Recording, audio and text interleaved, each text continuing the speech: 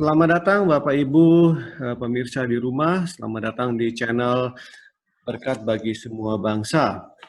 Pada malam ini kita berkesempatan mendapat seorang narasumber yang luar biasa, seorang hamba Tuhan yang sangat diberkati, yaitu Bapak Dr. Daulat Maruli Tua Tambunan. Selamat datang Pak Daulat. Selamat Shalom semua, puji Tuhan, semua dalam keadaan sehat, puji Tuhan, haleluya. Pak Daulat, saya bacakan mengenai biodata Pak Daulat. Beliau adalah lulusan sarjana ekonomi di UKRIDA tahun 2000. Setelah itu Magister Ministry di STT Jakarta tahun 2008. Dilanjutkan terus ke Doctor of Ministry di STT Lintas Budaya tahun 2012. Melanjutkan kembali ke Magister Teologi di STT Baptis Jakarta tahun 2015. Dan terakhir adalah Dokter Teologi di Institut Kristen Borneo tahun 2018. Sekarang jabatan pelayanannya adalah di GBI Cibunar Jakarta Pusat. Benar Pak ya? Ya betul, saya tim pengembalaan. Tim pengembalaan, oke. Jadi topik hari ini ya Pak Daulat itu adalah Alkitab sebagai sumber iman Kristen. Nah, sekarang bagi orang Kristen, Alkitab itu adalah dasar pegangan dari iman mereka.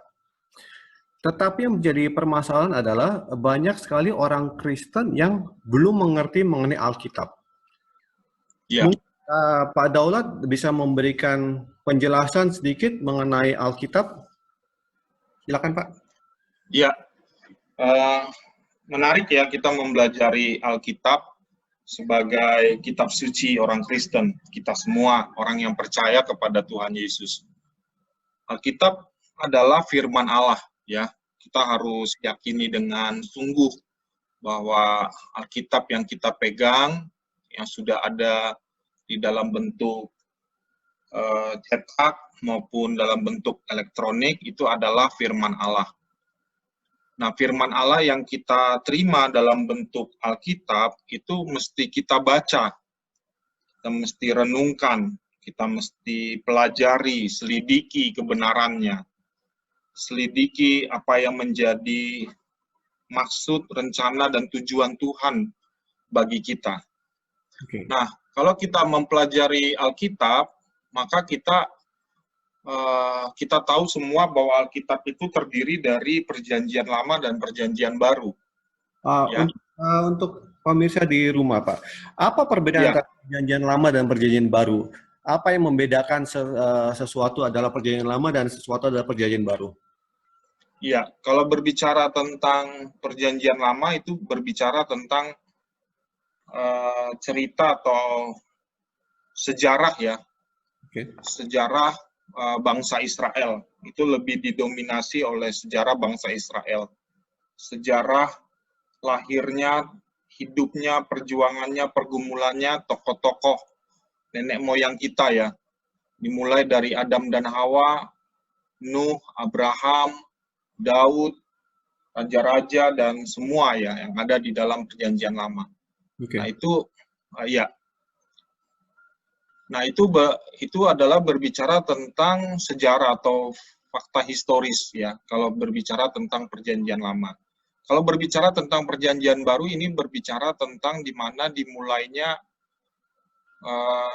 era di mana Yesus ya, Yesus dan murid-muridnya yang disebut dengan Rasul itu. Oke, ya. Jadi maaf, Perjanjian Lama adalah sejarah penciptaan dan sejarah Israel. Iya, betul. Baru dimulai dari Yesus Kristus. Iya, betul. Oke. Silakan Pak, teruskan. Ya, secara umum kita melihat bahwa kitab Perjanjian Lama itu terdiri dari 39 kitab ya. 39 kitab itu adalah kitab terdiri dari kitab Torah atau disebut dengan kitab Taurat ya. Kejadian, Keluaran, Imamat, Bilangan, Ulangan Ya, ada 5 kitab Taurat atau disebut juga kitab Musa, 5 kitab Musa karena penulisnya adalah Musa. Lalu ada kitab para nabi, ya, nabi-nabi terdahulu, ya, ada Yosua, Hakim-Hakim, 1-2 Samuel, dan 1-2 Raja-Raja. Lalu nabi-nabi kemudian ada 12, ya, Yesaya, Yeremia, Yeskiel, 12 nabi kecil, Hosea, Yoel, Amos, Tobaja, Yunus, Mika, Nahum, Habakuk, Jefanya, Hagai, Zakaria, dan Maliaki. Lalu ada Maaf Pak, saya kitab-kitab. Iya. Tadi Ya, Bapak menyebutkan nabi-nabi kecil. Itu maksudnya apa Pak, nabi-nabi kecil Pak? ya, nabi-nabi kecil itu artinya bahwa nabi-nabi yang tugas pelayanannya wilayahnya kecil, ya, tidak besar. Oke. Artinya tidak seperti kalau konteks Nabi Yesaya, Yeremia, Yesiel gitu kan konteksnya bangsa, ya. Besar dia hidup di dalam konteks bangsa Israel semua. Tapi kalau nabi-nabi kecil ini lebih kepada yang konteks kewilayahannya masih lebih sempit gitu, lebih kecil dari nabi-nabi besar begitu. Oke.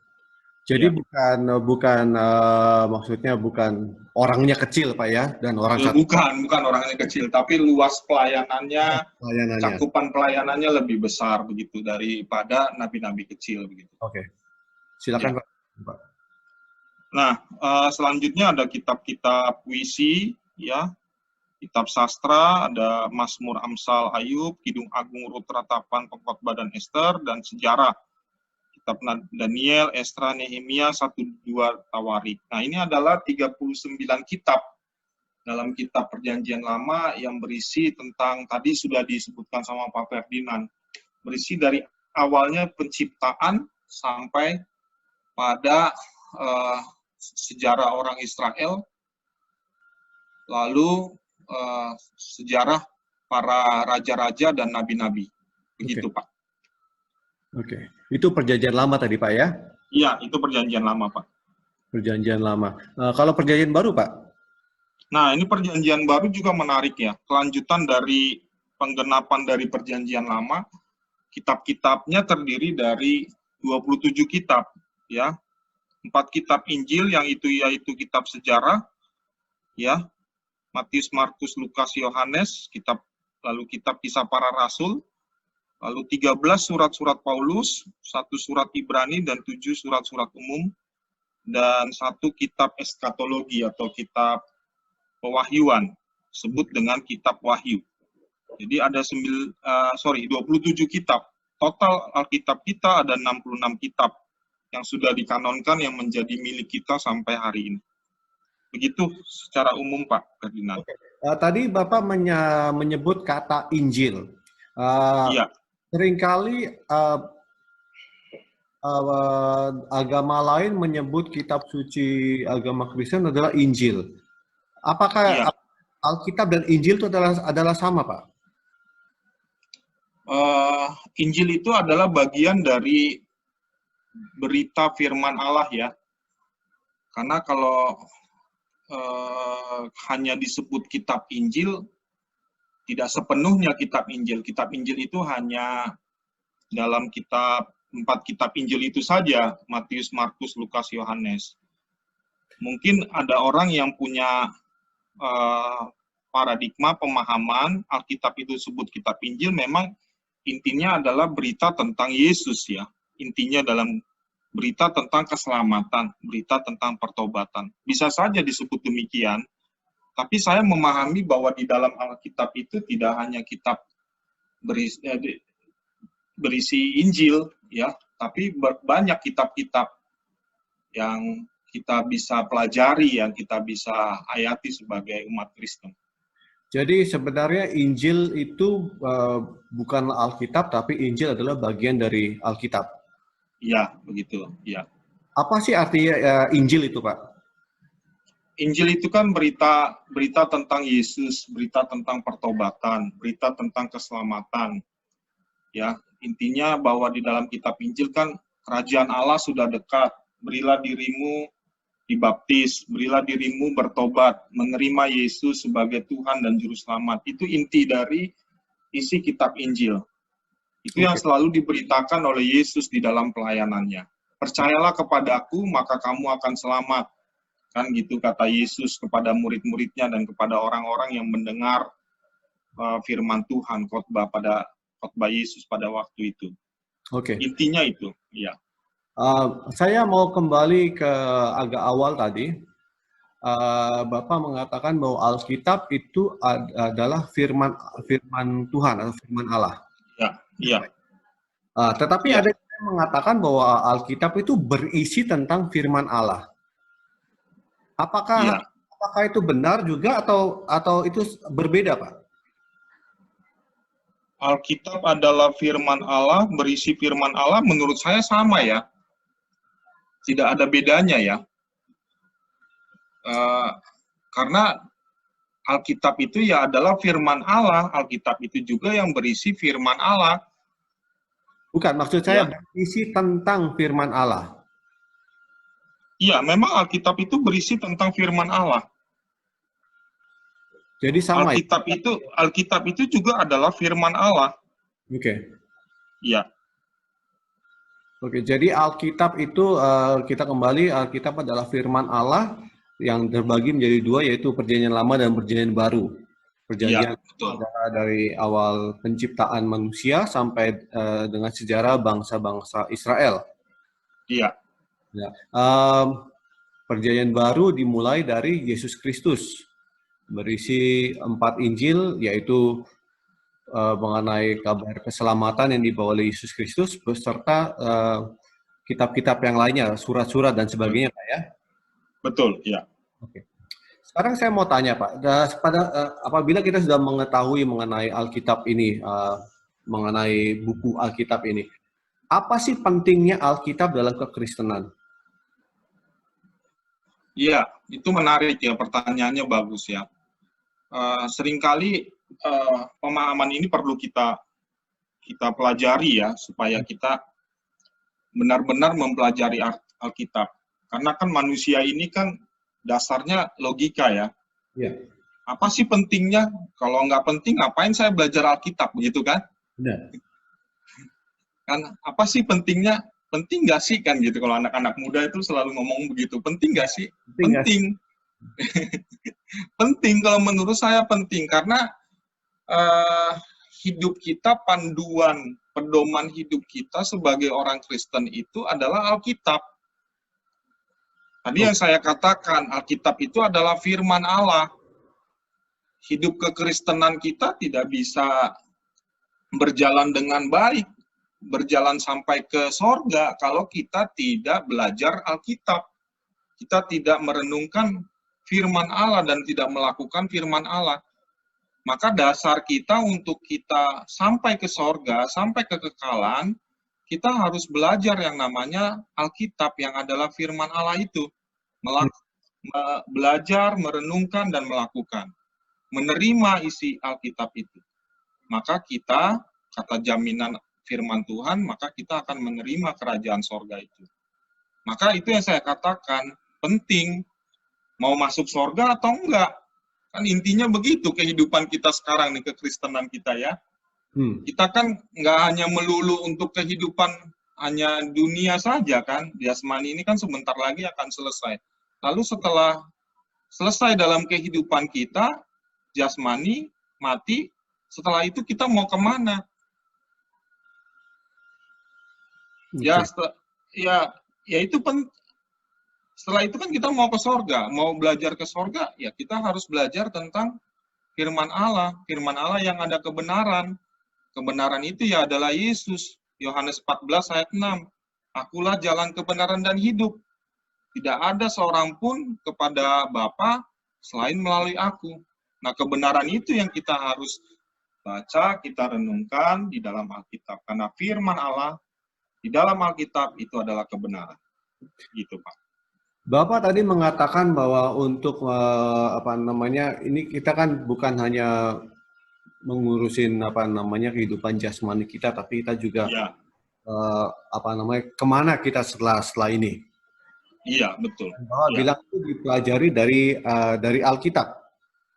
iya, Sekarang saya mau tanya dong Pak, Eh, mengenai Yesus, mengenai Tuhan, itu kan bukan hanya di Alkitab.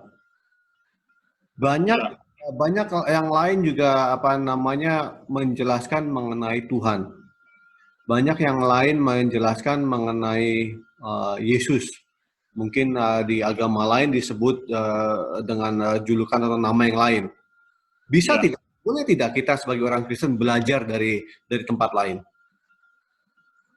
Iya, eh, konsep Tuhan memang dipelajari juga oleh agama-agama lain ya. Iya.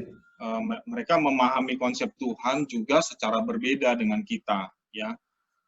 Eh, Kalau kita mau belajar tentang Tuhan dari agama lain boleh saja, tetapi bukannya kita jadi tertarik untuk ikut agama lain, tapi kita belajar konsep Tuhan dari agama lain untuk memperkuat iman kita. Oh, ternyata konsep Tuhan dari agama Islam misalnya, begini A, B, C, D. Oh, itu akan memperkuat pemahaman kita, pengetahuan kita, iman kita tentang konsep ketuhanan kita di dalam Alkitab. Ya, Oke. bukannya menjadi oh kayaknya lebih tertarik, lebih hebat, lebih apa gitu di agama lain tentang Tuhannya daripada di Alkitab. Jangan begitu. Tidak, Kita karena belajar. ya, saya Ya, mengerti. Maksud Bapak itu mempelajari agama lain atau kitab agama lain itu untuk memperkuat iman kita dalam kekristenan. Itu kan ya Pak ya? iya, betul, betul, betul. Pertanyaan saya gini Pak. Alkitab ini kan bukan barang baru Pak ya. Iya, Ini kalau kita di perjanjian baru aja dari zaman Yesus itu berarti sudah 2000 tahun yang lalu. iya, betul. Kalau kita tarik lagi ke sebelum Yesus sampai penciptaan itu tidak tahu berapa ribu tahun atau berapa puluh ribu tahun sebelumnya. Ya, Iya, iya. bagaimana kita bisa percaya bahwa Alkitab itu benar, Pak? Alkitab itu benar. Apakah ada bukti sejarah? Karena begini, seperti kita lihat perjanjian baru, kita melihat bahwa Yesus melakukan apa namanya mujizat di suatu tempat atau Yesus melakukan ini di suatu daerah. Apakah yang kita baca di Alkitab itu bisa dibuktikan kebenarannya?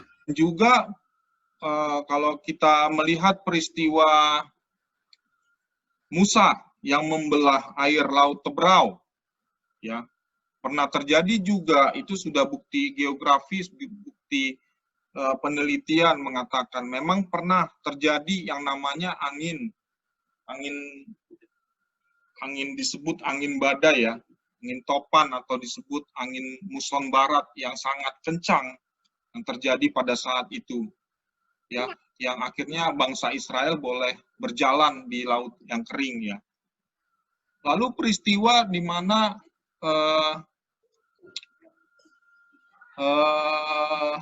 Yosua yang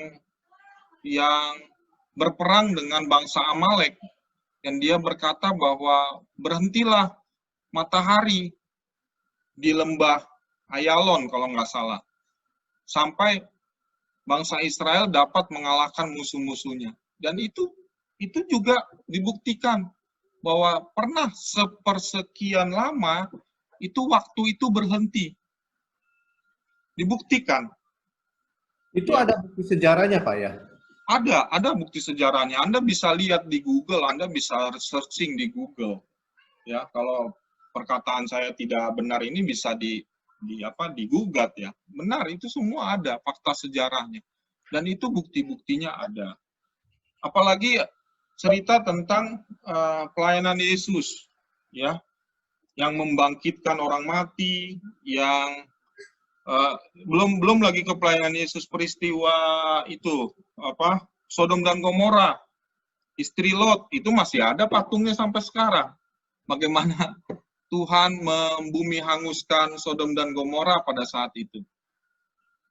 Itu semua ada Semua ada, fakta-faktanya ada, terbukti, tidak omong kosong, tidak isapan jempol gitu. Ya. Dan kalau kita melihat lagi ada fakta-fakta yang populer ya, itu seperti dinosaurus hidup jutaan tahun, ya ribuan jutaan yang tahun, ya sebelum malah itu kalau kita melihat proses penciptaan kan binatang tumbuh-tumbuhan terlebih dahulu daripada manusia. Ya. Malah pernah dibuktikan bahwa dinosaurus itu hidup sebelum manusia ada, dan itu terbukti. Ya, benar ada penciptaan itu, dinosaurus itu. Bapak bilang mengenai dinosaurus. Apakah tertulis di Alkitab mengenai dinosaurus, Pak? Ya, istilahnya kalau di Alkitab memang tidak ditulis dinosaurus, yaitu binatang-binatang binatang-binatang purba ya. Ya. Binatang-binatang purba itu kita sekarang saja menyebutnya itu dinosaurus ya. Tapi itu termasuk dari binatang-binatang purba yang ditemukan ya ribuan jutaan tahun sebelum manusia ada. Okay. Itu kan yang menjadi pertanyaan kan, kalau anak-anak zaman sekarang, kok bisa hidup ya dinosaurus? Istilahnya dia katakan dinosaurus lah. Kalau kita katakan di Alkitab itu kan binatang-binatang purba ya, binatang-binatang besar gitu ya. Iya. Gitu Pak.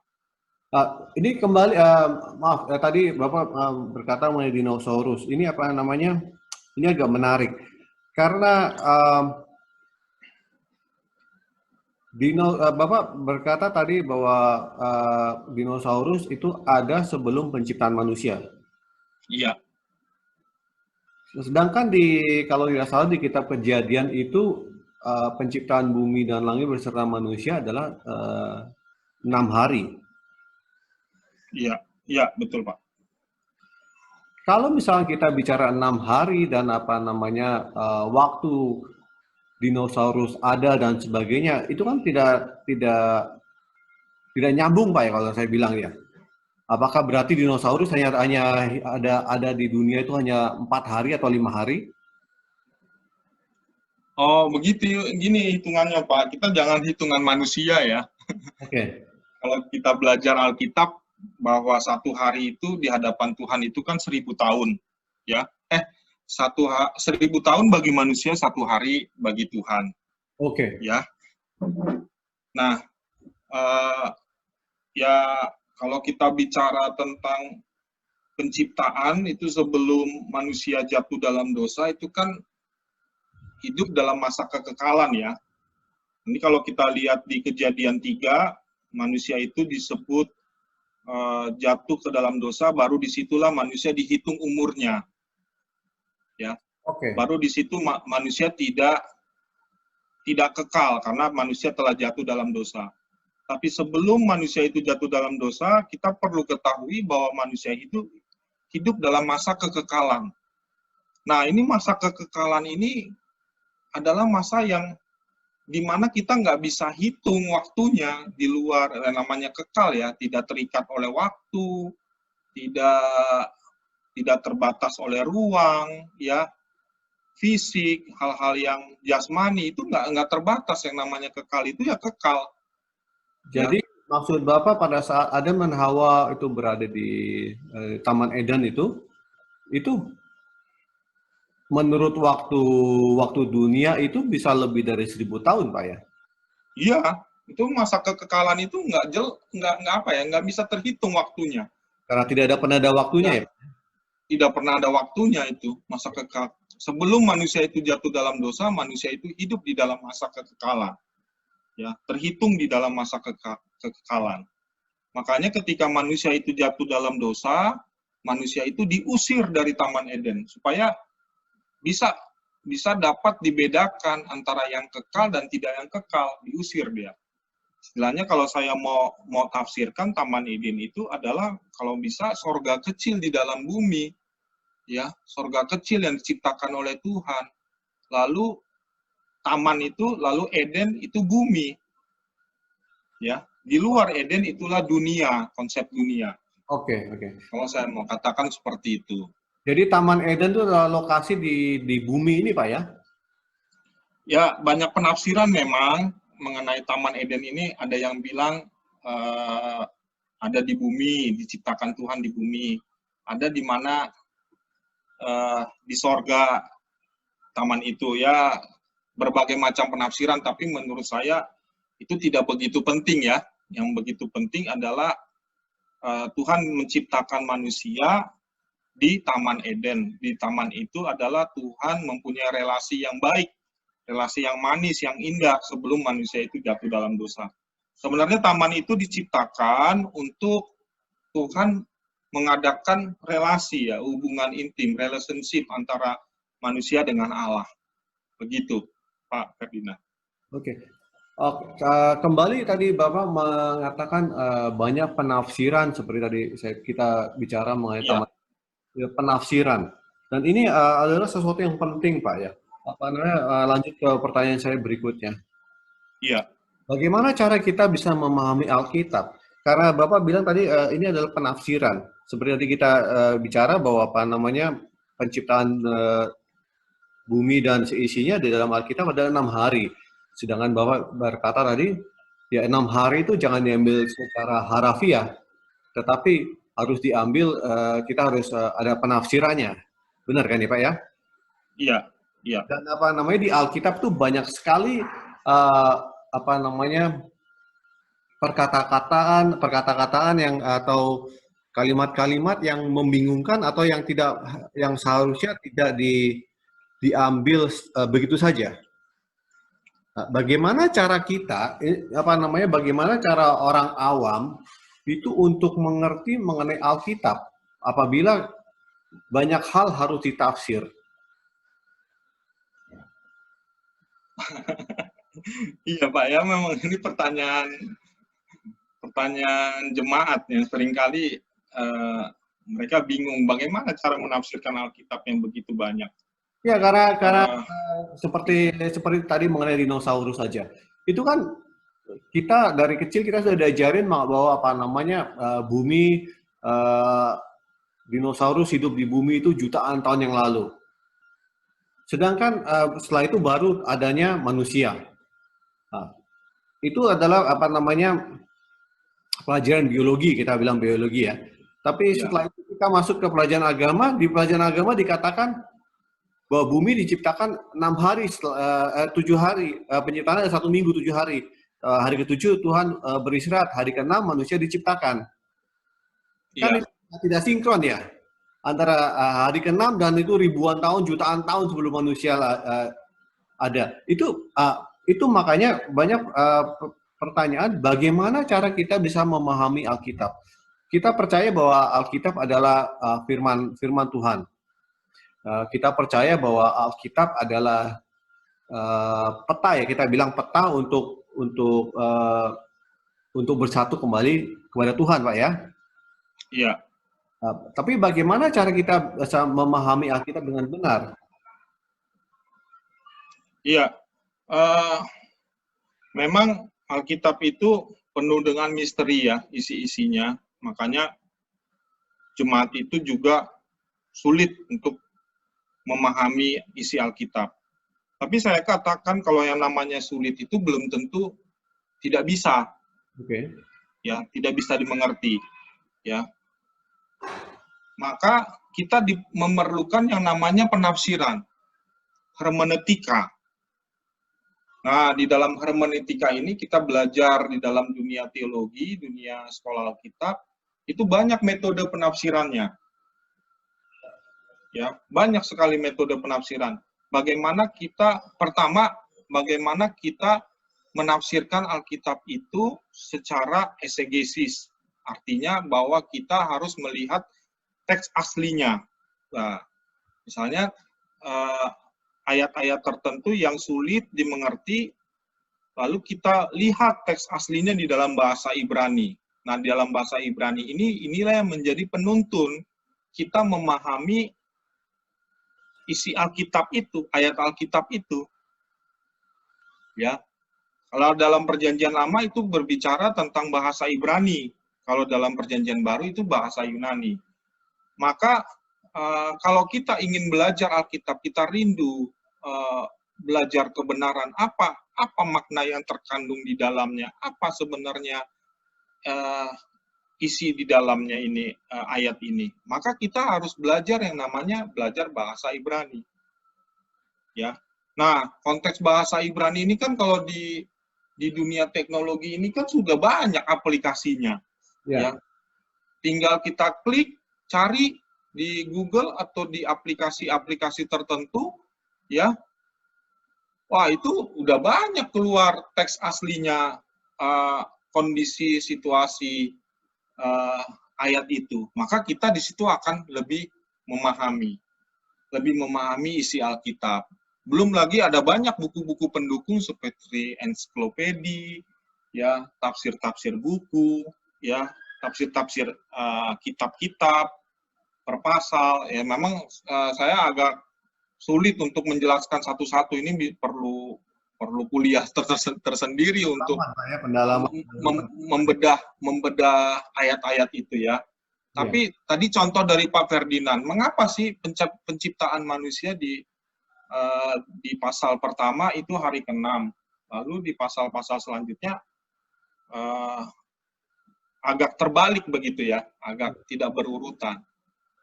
Nah, kita harus lihat di dalam pasal pertama itu adalah Tuhan mau menjelaskan, mau memberitahu bahwa Tuhan itu bekerja secara proses, ya, proses. Dia dari hari pertama sampai hari ke-6, Tuhan itu mau memberitahu kepada manusia, oh Tuhan itu bekerja seperti proses juga loh, ya. Dia ciptakan dulu sarana dan prasarana untuk manusia itu nanti hidup. Maka manusia itu diciptakannya belakangan. Nah, di pasal berikutnya, Tuhan itu tidak lagi berbicara tentang penciptaan secara umum, tapi lebih kepada yang namanya penciptaan konteksnya manusia, secara manusia, Adam dan Hawa itu. Maka Tuhan di situ, kalau Anda melihat agak kurang sinkron mungkin ya. Misalnya Tuhan bilang Tuhan menciptakan manusia laki-laki dan perempuan. Lalu di pasal yang kedua Tuhan hanya menciptakan Adam. Benar. Ya kan? Kok tidak diciptakan perempuan? Baru setelah itu baru Hawa, ya kan?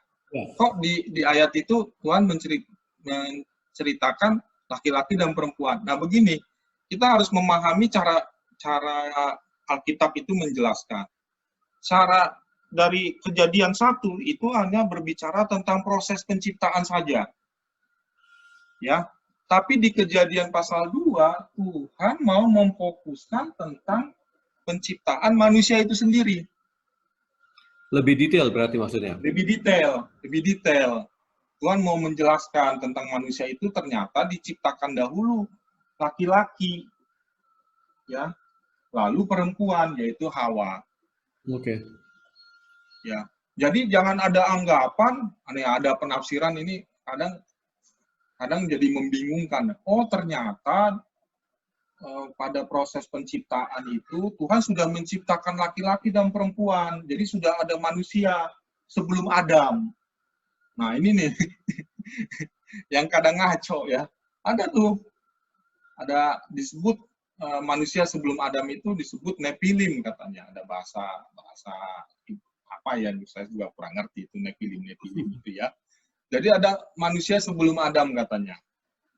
Jadi katanya dari manusia yang banyak ini yang udah Tuhan ciptakan di Kejadian 1, itu dipilihlah Adam.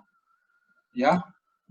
Dipilihlah satu orang, ditaruh di Taman Eden katanya begitu. Kan agak kurang pas menurut saya kalau menurut sistematika ayat itu ya. Kalau saya lebih pas bahwa Tuhan menciptakan secara umum dulu, secara general dulu dari penciptaan awal sampai manusia, lalu Tuhan menjelaskan secara detail ya tentang proses penciptaan manusia di pasal yang kedua dan seterusnya. Yang intinya adalah sebenarnya Tuhan tidak fokus kepada tumbuh-tumbuhan, hewan. Tuhan tidak fokus ke situ. Yang Tuhan ingin fokus adalah manusianya. Karena Alkitab itu bercerita tentang relasi antara Allah dengan manusia itu aja. Oke. Berbicara tentang setan juga sedikit, sangat sedikit. Hanya berbicara tentang manusia. Jadi jangan kita banyak berbicara tentang setan. Kita harus berbicara tentang Tuhan dan manusia, itu aja sih. Karena memang itu yang Tuhan inginkan ya. Berarti maksudnya Iya, betul. Tuhan itu ingin fokus ke manusia, Pak ya. Iya, Tuhan ingin fokusnya ke manusia, relasi manusia dengan Tuhan. Oke. Pertanyaan Gitu, saya, Pak. pertanyaan saya Iya, berikut. Pak. Tadi Bapak bilang mengenai bahwa pertama-tama tadi perjanjian lama, perjanjian baru. Setelah itu tadi kita kan bicara mengenai bahasa ya tadi ya kita. Iya, Waktu bahasa Ibrani ya. Ibrani, bahasa di perjanjian baru adalah Yunani. Sedangkan Alkitab yang kita pegang sekarang adalah Alkitab terjemahan di dalam bahasa Indonesia. Iya. Menurut Bapak, seberapa akuratkah terjemahan ke bahasa Indonesia itu? Karena begini, maksud saya begini, banyak sekali di luar itu yang mengatakan bahwa Alkitab ini sudah dipelintir, arti-artinya sudah dirubah untuk menyembunyikan sesuatu. Saya tidak tahu apa yang disembunyikan. Karena tidak pernah ada orang yang mengatakan apa yang disembunyikan, cuma bilang oh itu ada yang disembunyikan. Nah, menurut Bapak bagaimana? Ya, setiap penafsiran itu ke dalam bahasa-bahasa tertentu pasti ada kelemahannya, Pak. Ya, kita tidak memungkiri hal itu, ya. Tetapi yang paling penting kita harus yakini bahwa apa yang sudah diterjemahkan ke dalam bahasa Indonesia, Alkitab kita ini, itulah yang terbaik. Ya. Karena kita tahu yang menerjemahkan ini kan bukan orang-orang sembarangan. Ya. Mereka sudah pakar-pakar teologi. Saya kenal salah satu di antaranya Dr. Anwar Chen. Ya, Dr. Anwar Chen itu pernah juga sebagai dosen pengajar saya. Beliau adalah penterjemah Alkitab khusus dalam Perjanjian Baru kalau tidak salah ya. Okay. Nah itu beliau studinya PhD-nya udah luar biasa studi teologinya, dan bukan hanya pendeta Anwar Chen, pendeta Dr. Anwar Chen, tapi dokter-dokter yang menerjemahkan itu juga bukan sembarangan. Setidaknya kita mesti meyakini dan percaya bahwa apa yang diterjemahkan itu sudah yang terbaik.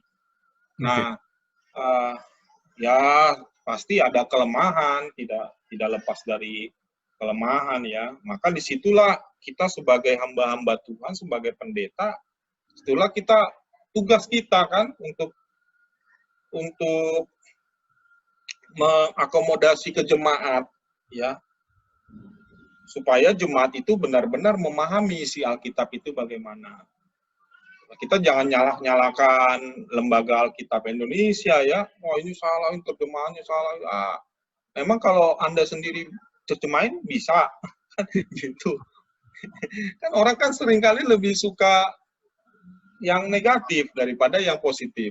Ya kalau kita tidak mampu menerjemahkan, ya setidaknya kita mampulah menafsirkan ke jemaat. Artinya begini. Nah, makanya itulah diperlukan alat-alat bantu yang lain, ya kan? Seperti konteks dalam bahasa Ibrani, bahasa Yunani, buku-buku pendukung, seperti ensiklopedi, dan yang lain-lain, begitu, Pak. Oke. Ya. Pertanyaan terakhir, Pak, sebelum kita tutup malam ini. Ya. Wah, nggak terasa ya? Sudah setengah jam, Pak. Sudah setengah jam lebih. Setengah jam. Iya, Pak. Sekarang pertanyaan terakhir, Pak. Apakah Alkitab itu cukup untuk orang Kristen memahami Tuhan?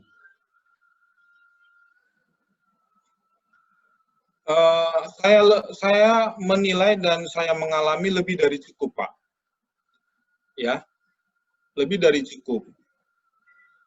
Kita based on-nya untuk kita mengenal Tuhan adalah melalui Alkitab, based on-nya itu.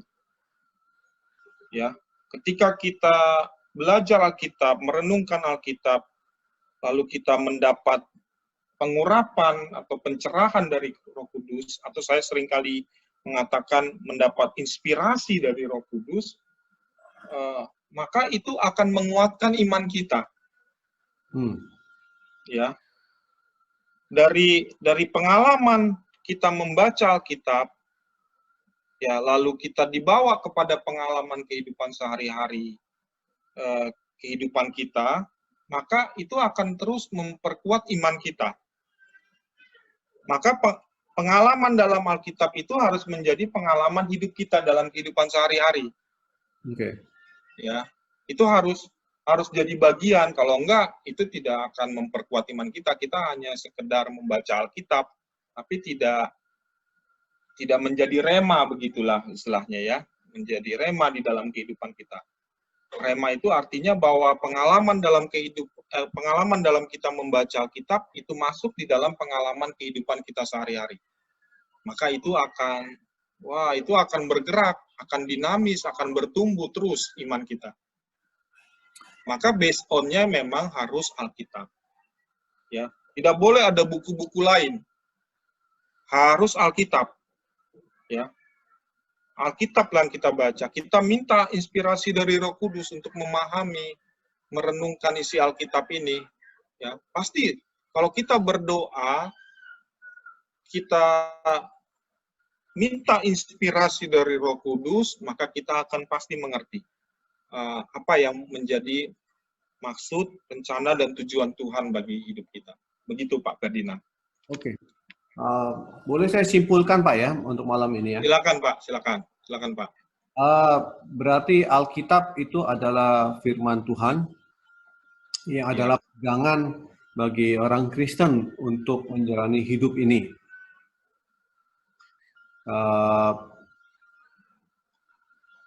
Kesalahan di dalam penerjemahan Alkitab itu karena memang bukan karena disengaja, tetapi karena memang ada kurangnya mungkin kosakata dalam bahasa Indonesia untuk menjelaskan arti kata sebenarnya. Ya. Dan Alkitab itu adalah cukup bagi orang Kristen untuk mengenal Tuhan. Tidak perlu ada buku-buku lain yang dibutuhkan oleh orang Kristen dalam menjalani kehidupan beragamanya. Apakah benar? Iya Pak. Mungkin ada Bapak lagi mau menambahkan lagi untuk pemirsa di rumah? Ya, jadi Alkitab itu adalah pedoman kehidupan kita ya, untuk menjalani kehidupan kita sehari-hari. Seperti halnya kita membutuhkan map ya, arah peta. Nah, itulah Alkitab ya, yang akan menunjukkan arah yang benar menuju sorga kekekalan itu. Oke. Gitu Pak, tambahan dari saya. Oke. Saya kira untuk hari ini itu saja Pak. Terima kasih atas waktunya yang diberikan kepada kita untuk berbincang-bincang malam ini. Terima kasih Pak buat kesempatannya, Tuhan memberkati. Mantap. Untuk para pemirsa di rumah, terima kasih atas waktunya. Tetap setia dalam iman kita. Tuhan Yesus memberkati. Selamat malam. Selamat malam, Tuhan berkati.